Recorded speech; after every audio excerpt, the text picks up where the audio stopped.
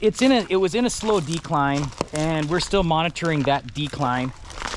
It is very stressed. As you can see, we've had to remove quite a bit of this tree already. We've taken out roughly 40% of the tree has been cut down to the ground and chipped. We've got sensors in here. You can see tags hanging down from this tree. We have sensors in here. We're going to start setting these tubes in to start putting in soil to get the aerial roots to touch the ground. We have an irrigation system coming in. By the end of the week, we'll have material, and hopefully by next week, we'll be installing this irrigation system for this tree.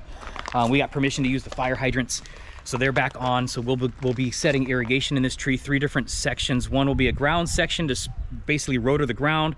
We'll have a section way up in the tree canopy to water the top of the tree canopy, and we'll have drip zones that will be feeding our vertical French drain pipes to feed our aerial root stock to try to get that to grow back down to the ground.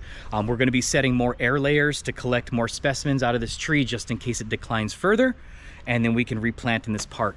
We are trying our best to keep this tree alive. It's not an easy thing because everything around it is breaking down. We have lots and lots of borer beetles coming in.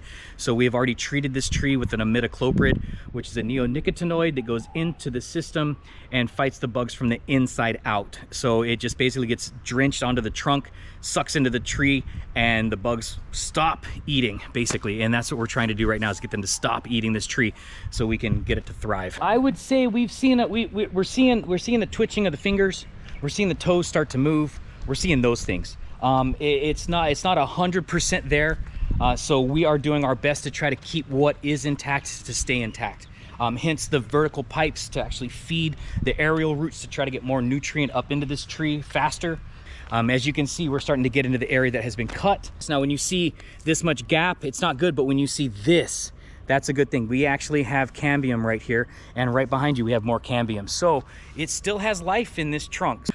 This tree coming back and seeing this much green on it is a great thing, and we are seeing a lot of green. We are seeing aerial roots start to come down. That's a good sign.